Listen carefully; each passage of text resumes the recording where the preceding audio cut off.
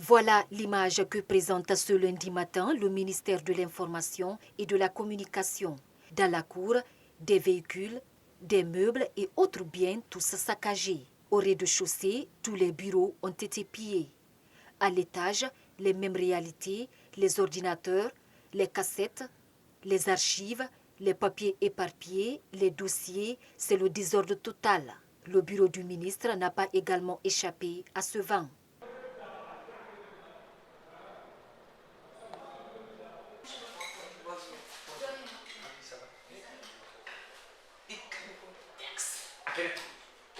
La radio rurale de Guinée, située dans l'enceinte du ministère, n'a pas échappé aussi à ce désastre.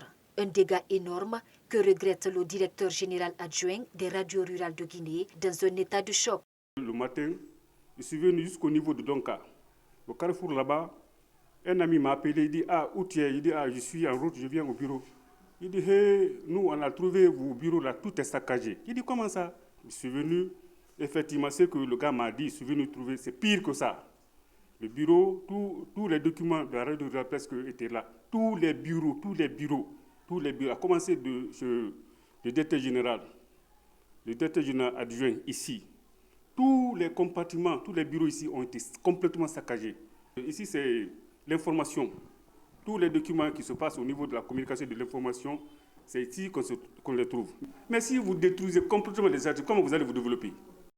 De là, nous nous sommes rendus au Orea quotidien national. Le média reflète les mêmes réalités. Les papiers journaux étaient visibles par terre. Le directeur adjoint fait un bilan des dégâts. Ce matin, on est venu, on a trouvé que tout a été mis à sec. Tout, je vous dis.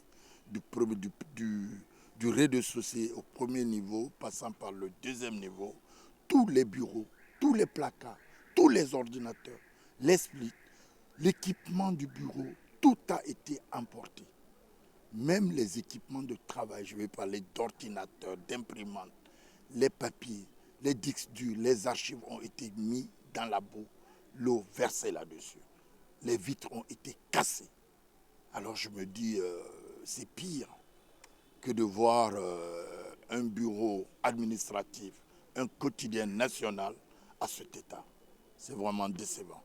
La RTG Boulbinet, la plus vieille télévision publique, et sa radio RKS ont également payé le prix du coup d'État. La salle de montage, la régie, le plateau, les meubles et même les émetteurs ont été emportés par des inconnus. Toute une partie de l'histoire de la Guinée était archivée dans ce média.